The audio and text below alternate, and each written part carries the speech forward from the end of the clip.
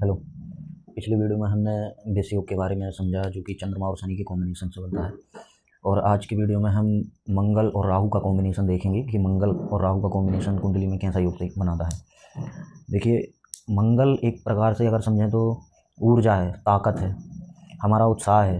मंगल हमारे शरीर में हमारा ब्लड है। मंगल राहु एक ब्लैक एनर्जी है। अगर उसे हम अपने तौर तरीके से समझने की कोशिश करें, अगर उसे हम क्लासिकल वे में ना समझें तो एक डिलेमा है। राहु एक इल्यूजन है, एक भ्रम की स्थिति पैदा करने वाला प्लैनेट है। और मोटे मोटे तौर पर उसे हम नेगेटिव वे में ले सकते हैं, नेगेटिव समझ सकते हैं कि एक ऐसा छलावा है राहु। अब राहु का एक नैसर्गिक, एक नेचुरल कारक ये होता है कि राहु जिस भी राशि में बैठता है या जिस भी प्लैनेट के साथ बैठता है तो उसको मल्टीप्लाई करने की कोशिश करता है, उसे कई गुना बढ़ाने की कोशिश करता है। राहु अगर कहीं से मंगल की एरीज राशि में भी बैठ जाए अगर, या मंगल की 8th हाउस की राशि में भी बैठ जाए अगर, तो सेम प्रभाव देखने को मिलेंगे जो कि राहु और मंगल की कंजंक्शन में प्रभाव देखने को मिलेंगे।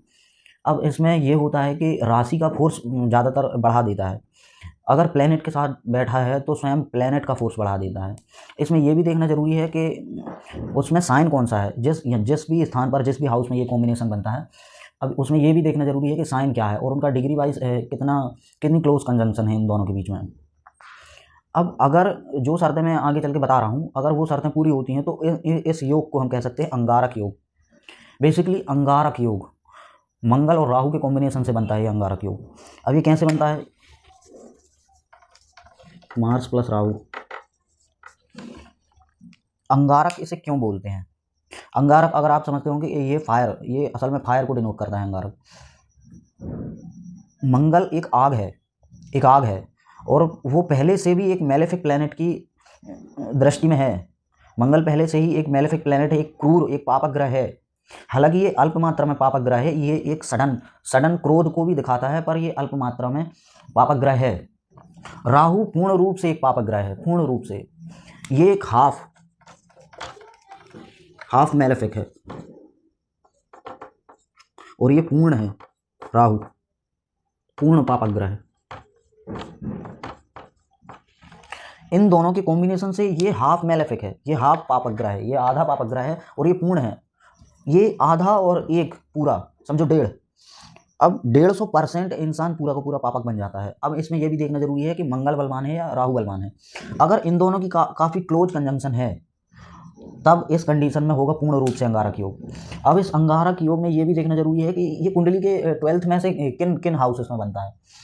अगर ये योग कहीं ना कहीं मैलेफिक की प्लेस में प्लेस्ड है, अगर ये योग कहीं ना कहीं 3, 6, 8 या फिर 11 ऐसे हाउसेस में बनता है तो कहीं ना कहीं ये एक मंगल सेफ फील करता है इन हाउसेस में कहीं ना कहीं। और इन हाउसेस में पापक ग्रह ही होना जरूरी है। असल में ये उपचार हाउस है जो टाइम के साथ बढ़ते रहते हैं और इन हाउसेस में पापक ग्रह का होना बहुत जरूरी रहता है। और अगर मंगल और राहु के कॉम्बिनेशन, वैसे भी मंगल और राहु का कॉम्बिनेशन कभी सही नहीं रहता, हमेशा खराबी पैदा करता है इंसान के अंदर। इंसान और वातावरण में भी ये खराबी पैदा करता है। लेकिन अगर ये कॉम्बिनेशन कहीं ना कहीं 3, 6, 8, 11 में बनता है या 10 में बनता है तब तो ठीक है, तब तो ये खुद के शरीर को डैमेज करेगा लेकिन दूसरों को डैमेज नहीं करेगा, या तो फिर दूसरों को डैमेज करेगा, खुद की रक्षा करेगा। पर अगर ये कॉम्बिनेशन अगर इन हाउसेस, उपचार हाउसेस को छोड़ के कहीं और बनता है, जैसे 4th हाउस में बन गया, ये पहला, ये दूसरा और ये तीसरा और ये चौथा और ये 5वां, ये 6वां, 7वां, ये 8वां, 9वां, ये 10वां, ये 11वां और ये 12वां, 3, 6, 8, 11 को छोड़कर अगर इनके अतिरिक्त कहीं और बनता है ये कॉम्बिनेशन तो ये 100% आपके फैमिली में ये नुकसान कर सकता है। जो हाउस से रिलेटेड फैमिली है उसको नुकसान करेगा और जो हाउस से रिलेटेड आपका बॉडी पार्ट है उसको भी नुकसान कर सकता है।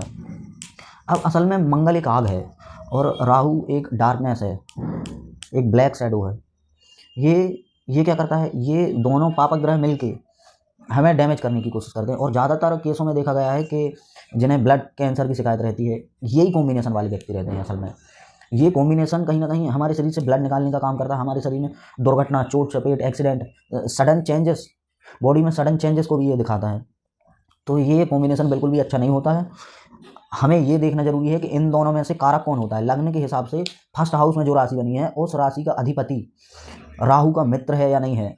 1st हाउस में जो राशि बनी है उसका अधिपति, उसका लॉर्ड मंगल का मित्र है या नहीं है। अगर ऐसी कंडीशन बनती है कि दोनों का मित्र है हालांकि ऐसा केसेस बहुत कम देखे जाते हैं कि दोनों का मित्र हो फर्स्ट हाउस का लॉर्ड, लेकिन उन दोनों में से देखना पड़ेगा कि किसका मित्र है असल में। अगर मंगल का मित्र है, पहले घर का लॉर्ड अगर मंगल का मित्र है, तो कहीं ना कहीं मंगल को पावर देने का काम करेगा, मंगल की रक्षा करेगा।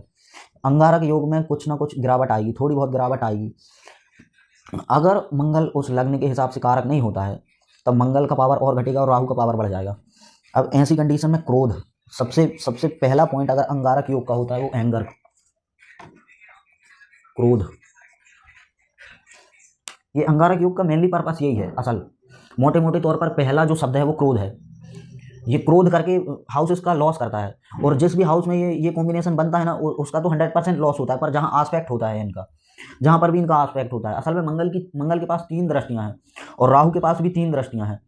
राहु अपने से 5वें और 9वें और 7वीं आस्पेक्ट रखता है, मंगल अपने से 4थी 7वीं और 8वीं आस्पेक्ट रखता है। मतलब आधी कुंडली को ये दोनों कवर कर लेंगे, आधी कुंडली में डैमेज करने का यही काम करेंगे मंगल राहु। इनका बेसिकली मेनली मोटिव अगर होता है ना, तो वो क्रोध फैलाना होता है, आग फैलाना होता है। ये जिस भी हाउस में अगर आस्पेक्ट करेंगे वहाँ पे आग फैला देंगे, और ये कॉम्बिनेशन मैरिज लाइफ के लिए टोटली बर्बाद करके रखता है। ये कॉम्बिनेशन 7th हाउस में बन जाए, 5th हाउस में बन जाए तो बर्बाद कर देता है। अगर 12th हाउस में बन जाए, असल में मांगलिक जो फैक्टर निकल के आता है ना हमारी जन्म कुंडली में, ये कॉम्बिनेशन सबसे ज़्यादा मांगलिक बनाता है।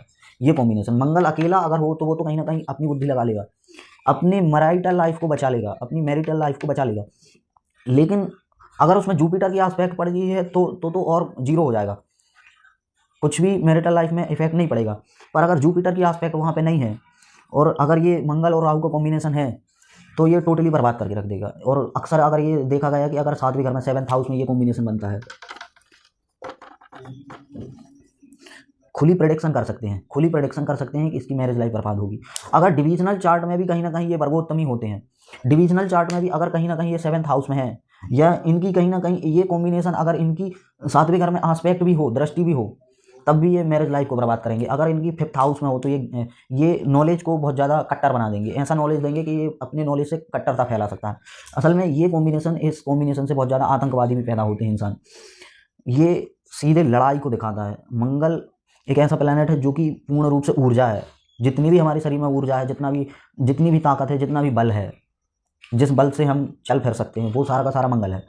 और राहु उसमें एक हैकिंग करता है, बल के साथ एक हैकिंग प्रोसेस जारी करता है। असल में आप समझ सकते हैं कि एक ऐसी बुद्धि लगाना जहाँ पे हैकिंग का काम हो सकता है। और हैकिंग का तात्पर्य हमारा कोई टेक्नोलॉजी से नहीं है, यहाँ पर कूटनीति से है, रणनीति से है। और मंगल और राहु का कॉम्बिनेशन कहीं ना कहीं ये रणनीति दिखाता है कि ये सीधे गुंडागर्दी में उतरता है डायरेक्ट, ऐसा इंसान। क्रोध इसका बिल्कुल अवश्य अनकंट्रोल रहता है इस व्यक्ति का क्रोध। और कहीं ना कहीं इसे मंगल को बलि करना जरूरी है। अगर राहु बलि है तो मंगल को बलि करना जरूरी है। दोनों में डिग्री वाइज बहुत ज़्यादा डिस्टेंस होना जरूरी है। अगर डिस्टेंस नहीं है तो ये प्लैनेटरी वॉर है, और इनसे ज़्यादा प्लैनेटरी वॉर किसी और प्लैनेट की हो ही नहीं सकती, क्योंकि पहले से ही मंगल एक योद्धा प्रवृत्ति का प्लैनेट है। अगर इनकी काफ़ी क्लोज कंजंक्शन है तो प्लैनेटरी वॉर पक्का इनमें। अब इस कंडीशन में भावनाश का सूत्र होता है, भावनाश का सूत्र लागू हो जाता है, उस भाव की पूरी हानि होती है। इनकी कंजंक्शन में बहुत ज़्यादा अंतर होना जरूरी है, 5-6 डिग्री तो नहीं, कम से कम 10 डिग्री का अंतर हो इनमें, तभी वो भाव सेफ हो सकता है। अब इस कंडीशन में क्रोध बढ़ता है, तो क्रोध के लिए ज़रूरी है, अगर मैं प्रिकॉशन दूँ इसके लिए, कि आप अपने क्रोध को डाइवर्ट करें, शांत हो जाएं, शांत होकर काम निकालें। ये तो पक्का है कि क्रोध आएगा, ये तो कन्फर्म है। इस कॉम्बिनेशन में ये बात कन्फर्म है कि क्रोध आता है इंसान को, पर दिमाग से काम लेना पड़ेगा। यहाँ पे आपको क्रोध को कहीं और डाइवर्ट करना पड़ेगा, मेडिटेशन करके, या आप कुश्ती करके, जिमिंग करके, ऐसा कुछ एक्टिविटी ज्वाइन करनी पड़ेगी जहाँ पर आपकी ऊर्जा का लॉस हो, आपकी पूरी की पूरी ऊर्जा का लॉस हो, आपके शरीर में ऊर्जा बन ना पाए, ऊर्जा का डेली लॉस होना चाहिए, तभी ये अंगारक योग से बच सकते हैं। सबसे अच्छी प्रिकॉशन यही है, और कोई प्रिकॉशन नहीं है। ऊर्जा का लॉस हो, बस कहीं ना कहीं आपकी ऊर्जा का लॉस हो। अगर आप ऊर्जा का लॉस नहीं करेंगे तो आप लड़के जरूर ऊर्जा का लॉस करेंगे, या मुंह चलाकर या मारपीट करके जरूर आप ऊर्जा का लॉस करेंगे। वो ऊर्जा आपको खा जाएगी जब तक उस ऊर्जा को आप बाहर नहीं निकालेंगे। और ये ऊर्जा, मंगल पहले से ही एक ऊर्जा है, और उसमें राहु आ गया तो वो नेगेटिव ऊर्जा का रूप लेती है, और वो कहीं ना कहीं विध्वंसकारी होती है। ये कहीं ना कहीं डिस्ट्रॉयर होती है ये एनर्जी। और इस एनर्जी को प्यूरीफाई करने के लिए ज़रूरी है कि आप जिमिंग करें, स्विमिंग करें, कुछ ऐसी एक्स्ट्रा एक्टिविटी ज्वाइन करें जिसमें आपकी ऊर्जा का पूरा लॉस हो, ऊर्जा का पूरा लॉस हो। यही सबसे अच्छी रेमेडी हो सकती है इस कॉम्बिनेशन के लिए, इस कंजंक्शन के लिए, और दूसरी कोई रेमेडी नहीं हो सकती है। अगर आपके कुछ सवाल हों तो आप कमेंट कर सकते हैं, और अगले वीडियो में हम इसे और वास्ट लेवल से समझने की कोशिश करेंगे अगर आप कमेंट करते हैं तो।